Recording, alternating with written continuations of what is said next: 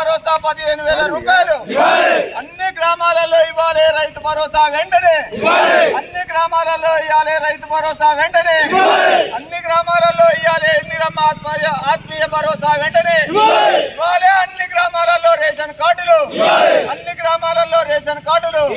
జై తెలంగాణ. రాజకీయాలకు అతీతంగా పేదలందరికీ ఇందిరమ్మ ఇల్లు. రాజకీయాలకు అతీతంగా పేదలందరికీ ఇందిరమ్మ ఇల్లు. అన్ని గ్రామాలలో ఇందిరమ్మ ఇల్లు.